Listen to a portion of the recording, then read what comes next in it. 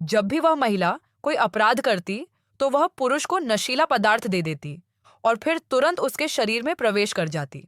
वह पुरुष कमरे में तब तक इंतजार करता जब तक वह बाथरूम में न चली जाए और फिर सीधे अपने शरीर में नशीला पदार्थ इंजेक्ट कर लेता। ऐसा करना उसके लिए बिल्कुल स्वाभाविक था और उसने वास्तव में अपने पेट में नशीला पदार्थ इंजेक्ट कर लिया था। राष्ट्रगान सुनकर पास खड़ी महिला पुलिस अधिकारी शर्मा गई। माहौल को हल्का करने की कोशिश करते हुए कप्तान ने उसे आंगन में कार धोने के लिए भेज दिया, लेकिन जल्द ही वास्तविकता ने उन्हें चकरा दिया। कुछ दिनों बाद वही मामला फिर से हुआ। फॉरेंसिक डॉक्टर ने पीड़ित में नशीला पदार्थ पाया। यह बिल्कुल उसके भाई के सिद्धांत जैसा ही था, लेकिन महिला लुटेरे की प्रति जांच से पता चला कि उसने कभी उसी होटल में अपराध नहीं किया था और निगरानी कैमरे का स्थान भी ज्ञात था, इसलिए कोई भी कैमरा उसे सीधे नहीं देख सकता था। पीड़िता के विवरण का उपयोग करके पुलिस ने महिला पुलिसकर्मी और चोर की एक तस्वीर बनाई, लेकिन दुर्भाग्य से इससे मामले पर कोई व्यावहारिक प्रकाश नहीं पड़ा। सौभाग्य से उन्होंने एक और सुराग दिया। लंबे समय तक नशीली दवाओं के सेवन से त्वचा संबंधी समस्याएं हो सकती हैं। केवल पेंटेन नामक दवा ही इस स्थिति का इलाज कर सकती है। इसलिए पुलिस ने अस्पतालों और दवा की दुकानों पर ध्यान केंद्रित करना शुरू कर दिया। इसी बीच सुपरमार्केट में खरीदारी करते समय भाई गुओ ने एक संदिग्ध व्यक्ति को देखा। खरीदारी करते समय सादे कपड़ों में पुलिस अधिकारी ने देखा कि उसके बगल में बैठा व्यक्ति उसकी पत्नी को प्रसाधन सामग्री चुनने में मदद कर रहा था। यह बात उसे तुरंत चुभ गई और वह अपने साथियों के साथ अपनी बात साझा करने के लिए तुरंत थाने लौट आया। क्या यह संभव है कि संदिग्ध ने खुद दवा नहीं खरीदी, बल्कि किसी और से खरीदी? मुझे लगता है कि इसकी बहुत संभावना है। मेद के लंबे समय तक संपर्क में रहने के कारण त्वचा संबंधी समस्याओं से पीड़ित महिला चोर को पेंटेन नामक दवा से इलाज की आवश्यकता थी। हालांकि पुलिस ने काफी देर तक दवा की दुकानों और अस्पतालों में खोजबीन की, लेकिन कोई सुराग नहीं मिला।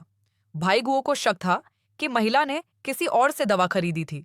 उनके सहकर्मियों को भी लगा कि यह संभव है, इसलिए उन्होंने जल्दी से फार्मेसी और अस्पताल से निगरानी फुटेज हासिल कर ली। आखिरकार उन्होंने 7 संदिग्धों की पहचान कर ली। कई दिनों की जांच के बाद उन्होंने पहले 6 संदिग्धों में से देंग हेलोंग नाम के एक व्यक्ति को हटा दिया। 3 अधिकारी तुरंत पूछताछ के लिए देंग हेलोंग के घर गए, लेकिन पुलिस द्वारा पूछताछ के दौरान वह चुप रहा। यह देखकर कि वह सहयोग नहीं करेगा, भाई गुओ ने अपने सहकर्मियों को देखा। सहकर्मी ने अचानक सोचा, हे भगवान, मैंने इसे एक बार शौचालय में इस्तेमाल किया था। आउच! वह शौचालय गए और वहां न केवल महिलाओं के उत्पाद बल्कि त्वचा उपचार भी मिले। भाई गुओ को यकीन हो गया कि देंग हेलोंग महिला पुलिसकर्मी का साथी है और वे उसे तुरंत पुलिस स्टेशन ले गए। उन्होंने देंग हेलोंग से 5 घंटे तक पूछताछ की, लेकिन उस आदमी ने एक शब्द भी नहीं कहा। यहां तक कि मैं एक कुतिया हूं कहने की भी हिम्मत नहीं की। किसी की गिरफ्तारी न होने और सबके असमंजस में होने के कारण भाई कमल के पत्तों का कटोरा लेकर अंदर आए। पता चला कि उन्होंने पहले डेंग हेलोंग को कुछ खाने को देने और फिर धीरे धीरे उससे बात करने की योजना बनाई थी।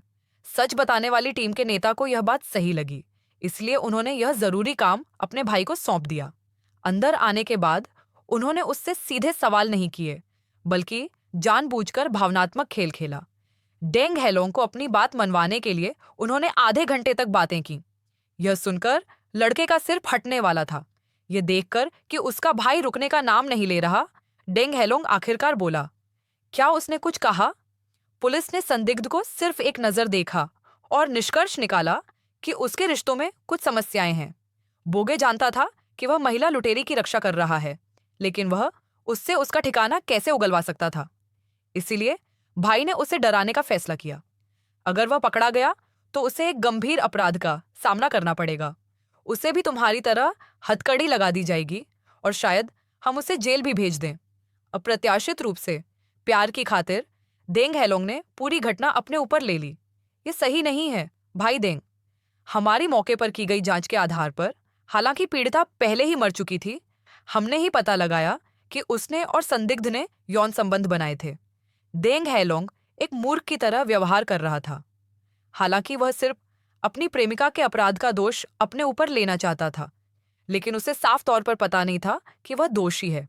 शी हेलोंग कमरे में घुसा, पीड़िता की एक तस्वीर निकाली और महिला लुटेरी द्वारा की गई हर हरकत का ब्यौरा दिया, जिसमें उसे उसे होटल ले जाना और उसे नशीला पदार्थ देना शामिल था। देंग हेलोंग को लगा कि उसकी प्रेमिका सिर्फ चोरी कर रही है, लेकिन उसे जरा भी अंदाजा नहीं था कि वह व्यभिचार कर रहा है और उसने गंभीर अपराध किया है। देंग को देखकर जैसे ही वह हार मानने वाला था, देंग ने अप्रत्याशित रूप से एक राज खोल दिया। मैंने अभी जो कुछ भी कहा वह सब झूठ था। बाद में बोगे ने देंग हेलोंग से कहा कि हालांकि अभी तक ऐसा कुछ नहीं हुआ है, लेकिन इसका मतलब यह नहीं कि भविष्य में ऐसा नहीं होगा। उसकी प्रेमिका के अपराध सच थे और उसे बचाने का सबसे अच्छा तरीका यही था कि उसे जल्द से जल्द गिरफ्तार कर लिया जाए। यह सुनकर देंग हेलोंग ने आखिरकार सब कुछ कबूल कर लिया। देंग हेलोंग के कबूलनामे के आधार पर पुलिस ने तुरंत जी वॉन्टिंग नाम की एक महिला को निशाना बनाया और उसके आवासीय परिसर के प्रवेश द्वार पर जाल बिछा दिया। आधे घंटे बाद वॉन किंग आखिरकार प्रकट हुई। पुलिस को देखकर वह इतनी डर गई कि मुड़कर भाग गई।